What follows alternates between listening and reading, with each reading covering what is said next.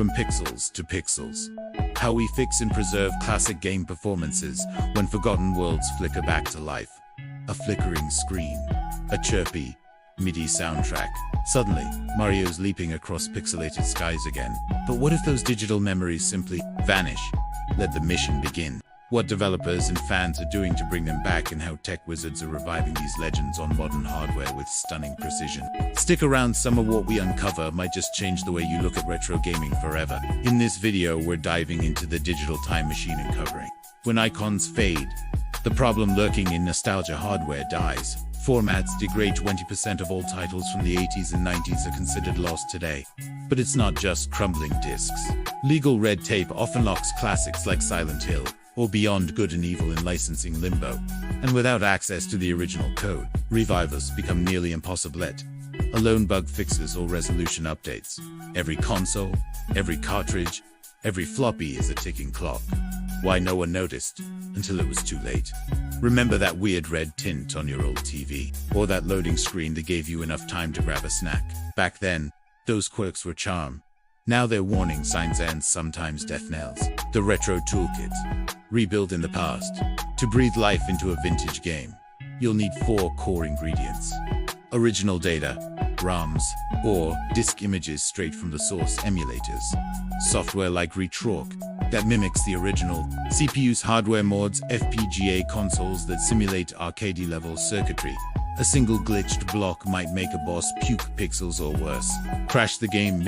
These digital autopsies can take weeks and still only restore 95% of the original. Restoration skills, dev tools, fan patches, all keeping the original vibe intact.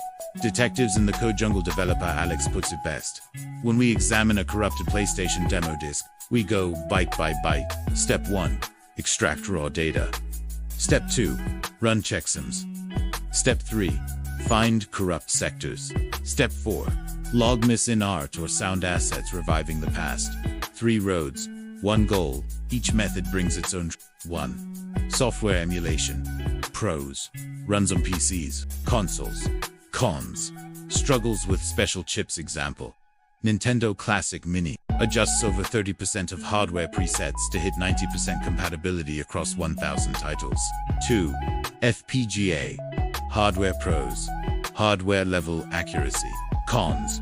Pricey, not mass market. Example.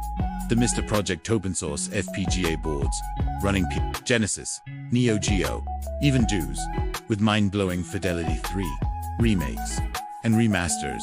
Pros. Fresh visuals, often officially licensed thanks to fan devs. Their levels now fully playable and celebrated like a digital dinosaur fossil. Cons. Risk of interpretation drift. The original feel can get lost. Example. Resident Evil 2 remake scores 91% on Metacritic, but fans still debate whether it truly captures the horror of the original. No glitches, just old school magic on a modern screen.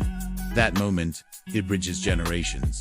It's not just gameplay, it's digital heritage brought back to life. When nostalgia meets ingenuity, some of the greatest rescue ops come from fan communities.